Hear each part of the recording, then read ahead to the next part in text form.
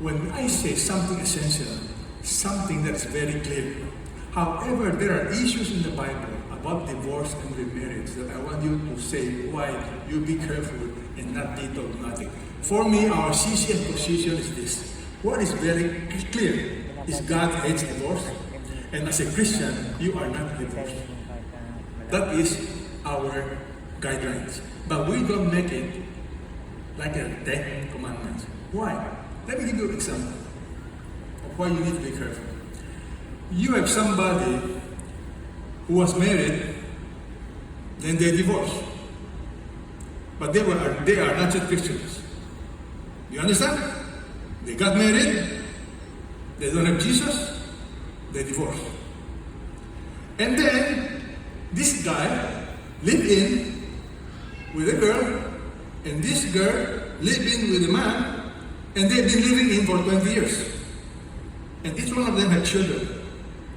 Then they got invited to CCF. And then the guy and his living partner attended a seminar, and they got saved. And they now say, you know what we have done is wrong. We want to make it right. But we have been living in for 20 years. We have 4 children. What do we do? How do you advise?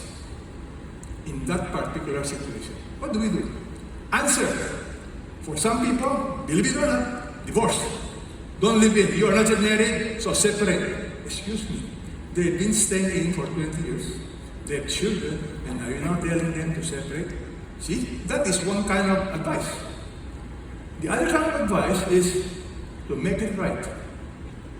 In CCF, we grant exceptions, but we interview.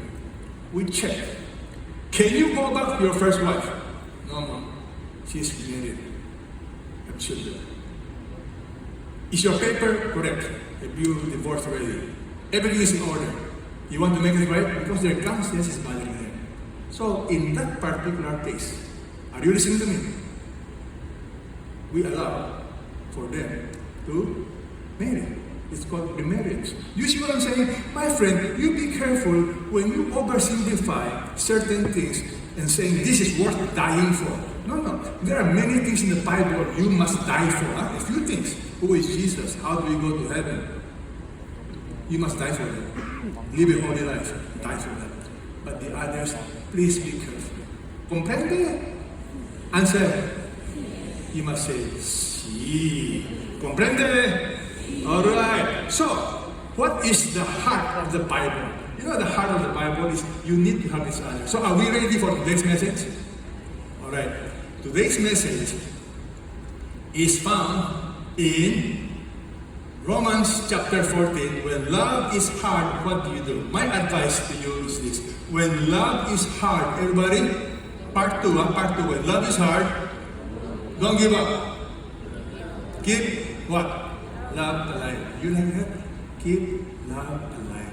So if you are with your partner, if you're with your spouse, tell your spouse. When love is hard, tell them, look at them in the eyes, don't give up. Say that with me. When love is hard, don't give up. Keep love alive. How do you keep love alive? Would you like to learn how to keep love alive? You know why it's so crucial? I will tell you why this message is very important to the heart of God.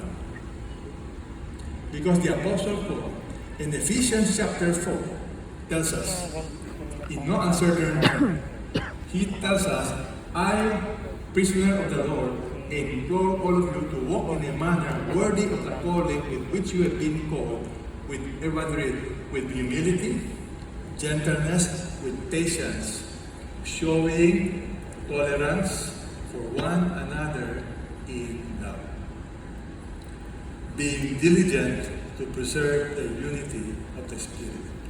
The heart of God is for the church to be united. Not uniformity, unity in love.